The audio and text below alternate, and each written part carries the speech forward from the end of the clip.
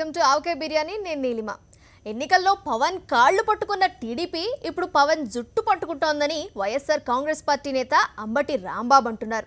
TDP ఎంపీలు బాధ్యతగా పనిచేయటం లేదన్న పవన్ ఆరోపణలకు సమాధానం చెప్పాలని ఆయన డిమాండ్ చేస్తున్నారు. ఏ పనైనా సరే చంద్రబాబును చూసే కేసీఆర్ నేర్చుకోవాలని గాలి ముద్దుకృష్ణమనాయుడు అంటున్నారు. బాహుబలి సినిమా టికెట్ల కోసం జనం పోటెత్తారు. ఇటువంటి ఆసక్తికర కథనాలతో ఆవకాయ బిర్యానీ రెడీ.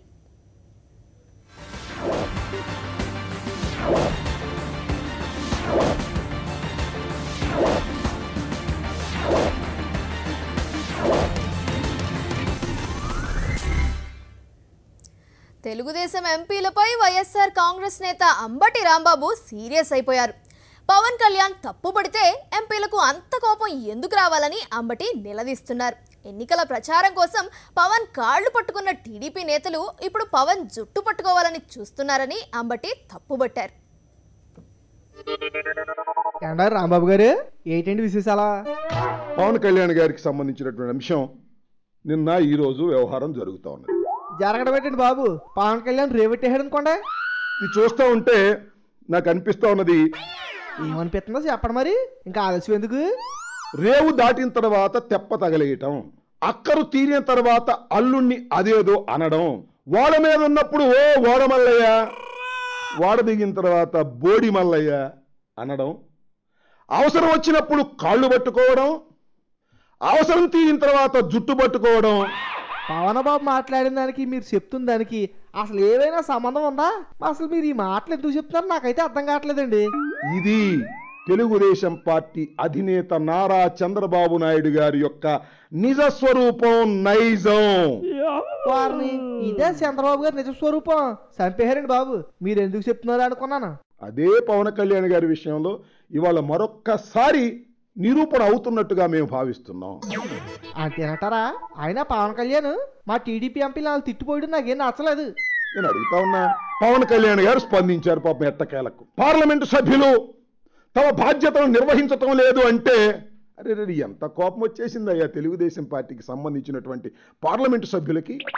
మొఖం వాచేటట్టు తిడితే ఎవరికైనా కోపం వస్తుంది. పైగా ఎంపీ లాంటి వాళ్ళు తిడితే కోపం రాదేటండి. తప్పు కాదు. ఎవరయ్యా అన్నది? మేమన్నావా? మేమంటే మీ కోపం వస్తుంది. అందెవరు? పవన్ కళ్యాణ్.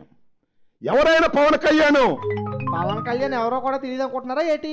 మా చిరంజీవి గారు తమ్ముడు, గబ్బర్ సింగ్ హీరో, మాకు అన్నీ తెలుసండి. మీ నారా చంద్రబాబు నాయుడు గారు ఎన్నికలకు ముందు పవన్ కళ్యాణ్ ఇంటికి వెళ్ళి గడ్డం పట్టుకుని కాళ్ళు పట్టుకొని మా పార్టీకి ప్రచారం చేయమని అడిగి ఒకే వేదిక మీదకు వచ్చి ప్రచారం చేయించుకొని చంద్రబాబు నాయుడు గారి బొమ్మ ఈ పక్కన, పవన్ కళ్యాణ్ గారి బొమ్మ ఈ పక్కన, ఇంతింత తాటికాయ అంత బొమ్మలు వేసుకొని ప్రచారం చేసుకొని అధికారంలోకి వచ్చిన తర్వాత అంతలైన ఎక్కిరించక్కలేదు. అప్పుడు అవసరం పడింది కాబట్టి అప్పట్లో చంద్రబాబు గారు పవన్ కళ్యాణ్ చేతులు పట్టుకుని బతిమాలి ఉండొచ్చు. అంత మాత్రం వాళ్ళు దెప్పి పొడిసేలేటి. అరే పవన్ కళ్యాణ్ గారు ఒక మాట అన్నాడంట. ఎక్కడికి రెచ్చిపోతున్నారు? చివరికి ఆయన టీఆర్ఎస్తో కలిసిపోయాడట. ఆయన కేసీఆర్ గారు ఒకరయ్యారంట. మిమ్మల్ని ఎవరు విమర్శిస్తే వాళ్ళు కేసీఆర్కి అనుకూలం. మీరు విమర్శించడానికి వీలు లేదు. వైఎస్ఆర్ కాంగ్రెస్ పార్టీ రేవంత్ రెడ్డిని ఎందుకు మీరు సస్పెండ్ చేయలేదు అంటే మీరు కేసీఆర్తో కలిసిపోయారు.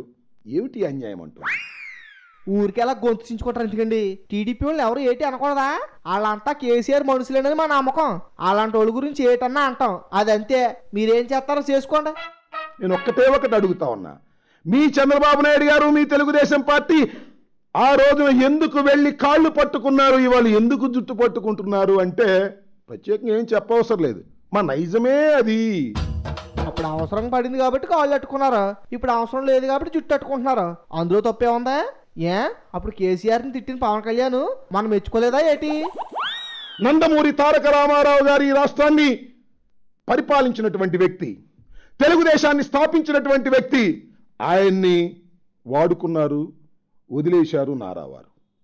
ఆయన కుమారుడైనటువంటి హరికృష్ణ గారిని కొత్తలో ఎన్టీ రామారావు గారిని పదవీచ్యుతుడిని చేసినప్పుడు ఆయన తీసుకొచ్చి R&B మినిస్టర్ చేసి, ట్రాన్స్పోర్ట్ మినిస్టర్ చేసి, ఎమ్మెల్యే కాకపోయినా ట్రాన్స్పోర్ట్ మినిస్టర్ చేసి మంత్రి పదవి ఇచ్చి ఎమ్మెల్యే అయిన తర్వాత పక్కగా నెట్టేశారు. అది వాడుకుని వదిలేయటం అంటే. వాడుకుని వదిలేటి నెత్తి మీద ఎక్కించుకుంటారా ఏంటి? ఆయన ఇద్దరనే కదా. రెండోది వెంకటేశ్వరరావు గారు. అసలు తెలుగుదేశం పార్టీని స్థాపించినప్పుడు ఎన్టీ రామారావు గారితో పాటు అడుగులో అడుగు వేసినటువంటి మనిషి. ఆయన్ని నందమూరి తారక రామారావు గారిని దించేసినప్పుడు తీసుకొచ్చారు, వాడుకున్నారు, తర్వాత వదిలేశారు. వదలకేం చేస్తారండి? ఆయన దగ్గుపాటి వెంకటేశ్వర గారికి ఏం తెలియదండి బాబు. రాజకీయాలు తెలియని వాళ్ళని పక్కన కూకోబెట్టుకుంటే మట్టి కొట్టుకుపోతామని భయపడి ఉంటారు. అక్కడి దాకా ఎందుకు? పోయిన ఎన్నికలు కాక అంతకు ముందు ఎన్నికల్లో జూనియర్ ఎన్టీ రామారావు గారు నందమూరి తారక రామారావు గారు లాగా ఉంటారని ఆయన తీసుకెళ్లి వ్యాన్ ఎక్కించి బ్రహ్మాండంగా ప్రచారం చేయించుకొని ఎక్కడ పెట్టారు ఇప్పుడు ఆయన? నేను అడుగుతా ఉన్నా. ఆయన సినిమాలు కూడా చూడటానికి వీల్లేదు మన తెలుగుదేశం వాళ్ళని హుకుం జారీ చేసింది లోకేష్ చంద్రబాబు నాయుడు గారు కాదని అంటున్నా. పని చేశారా? అన్నేమిటి బాబు, పాపం జూనియర్ అంటే చాలా మంచి యాక్టర్ అండి. టెంపర్లో సెతకేసాడు. మహానటి జయప్రద గారు, ఆమెను కూడా అంతే కదా, వాడుకున్నారు, వదిలేశారు. ఇవాళ లేటెస్ట్ ఉదాహరణ ఏమిటయ్యా అంటే పవన్ కళ్యాణ్ గారు.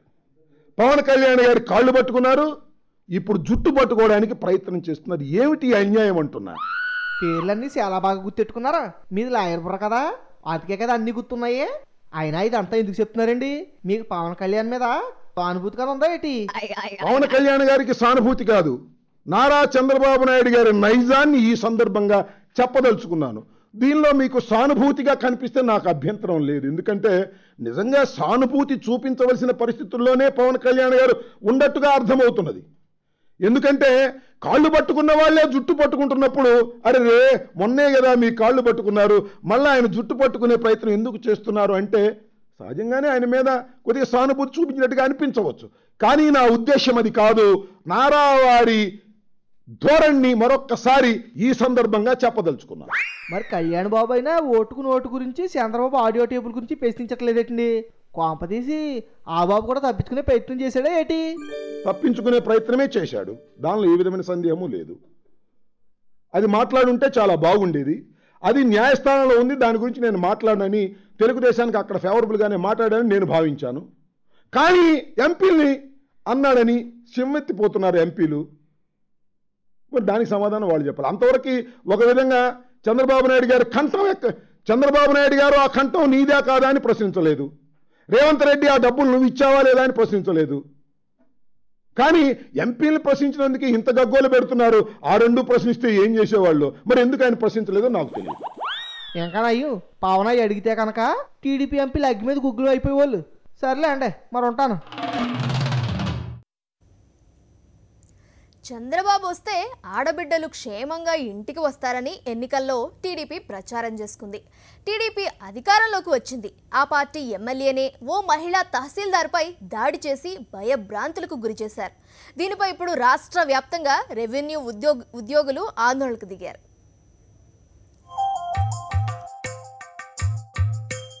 సిగ్గులేదు సీనయ్య అంటే చిన్న కొడుకు తాను దాచిపెట్టినా అన్నట్టే ఉన్నది కొంతమంది ఏపీ టీడీపీ లీడర్ల వ్యవహారం.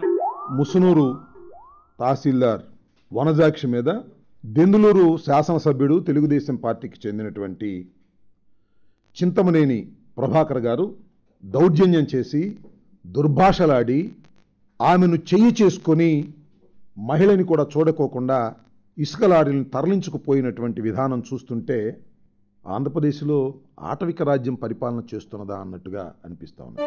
ఆడోళ్లకు రక్షణ మా ప్రభుత్వంలోనే ఉంటదని ఎలక్షన్లలో దంచి చెప్పిర్రు. అరే ఏంది వ్యాగిది దొంగతనంగా ఇసుక తీసుకపోతున్నారా అని తెలుసుకొని వచ్చిన ఎంఆర్ఓ మీద దాడి చేస్తారా? అది కూడా ఒక లేడీ ఆఫీసర్ మీద మీ ప్రతాపం చూపిస్తారా అని ఉద్యోగాల సంఘాలు అడుగుతుంటే దాన్ని దాచిపెట్టేందుకు కూని రాగాలు తీస్తున్నారు. ఓ దిక్కు టీడీపీ లీడర్ చేసిన పనికి ప్రపంచమంతా నవరంధ్రాలతో నవ్వుతుంటే వీళ్ళంతా ఎన్టీఆర్ ట్రస్ట్ భవన్లో చిత్తుడు బిల్లు ఆడుతున్నారు. ఇంకో దిక్కు ఆంధ్రప్రదేశ్ రాజధాని అమరావతి కోసం కన్న రాజ్యం తిరుగుకుంటూ చంద్రబాబు నక్షలు గీపిస్తుంటే కొంతమంది లీడర్లు ఇగో ఇట్లా గలీజ్ చేస్తున్నారు. ఇట్లా ఇదిగా ఉండకూడదండి. ఇప్పుడు అందరికీ రక్షణ పోలీసు వాళ్ళు ఏం చేయలేకపోయారు. ఆయన ఒక బాధ్యతాయుతమైన పదవిలో ఉండి ఒక గవర్నమెంట్ సర్వెంట్ని కొట్టించాడు. కావాలని దగ్గరుండి ప్రీ ప్లాన్డ్గా కొట్టించాడు ఆయన. అది ఆయన చేయకూడదు కదా. ఇప్పుడు వాళ్ళ గవర్నమెంట్లోనే మాకు రక్షణ లేనప్పుడు వాళ్ళ బాధ్యతాయుతమైన పదవిలో ఉన్నప్పుడు ఇంకా పబ్లిక్ దగ్గర ఏమి విలువ ఉంటుందండి మాకు అట్లా చేస్తే? నన్ను మండల ఎగ్జిక్యూటివ్ మేజిస్ట్రేటు ఇంకా వాల్యూ ఏముంటుంది? ఒక డోక్రా మహిళలు వచ్చి కొడితే ఒక మహిళ కూడా చూడకుండా మీ మీద అసభ్యంగా మాట్లాడి మీకు ఏమనిపిస్తుంది? నాకైతే సూసైడ్ చేసుకోవాలనిపిస్తుందండి. నేను పబ్లిక్గా చెప్తున్నాను, నా రిప్యుటేషన్ దెబ్బతింది. చూసిండ్రా ఎంత బాధ అనిపిస్తే గట్లా మాట్లాడతారు చెప్పురి. ఏదైనా ఉంటే కూర్చొని మాట్లాడుకోవాలి కానీ గిట్లా గాలతోని ఈలతోని కొట్టిస్తారా? ఒకవేళ సిగ్గు శరం ఉంటే ఏం చేయాలి? తప్పైందని ముక్కు నేలకు రాయాలి, నా మీద కూడా కేసు పెట్టురని పెట్టించుకోవాలి. అంతేగాని గామె మీద వ్యక్తిగత ఆరోపణలకు దిగితే ఏమనుకోవాలి? ఒక ఎంఆర్ఓను డ్వాక్రా మహిళలు కొడితే గాళ్ళకి ఇజ్జత్ ఏమని ఉంటుందా? మళ్ళా గాళ్ళు వచ్చి పని చేస్తారా? అందుకనే ఈ విషయంలో మాకు న్యాయం జరిగేదాకా పోరాటం చేస్తామని అంటున్నారు ఉద్యోగ సంఘాల నాయకులు.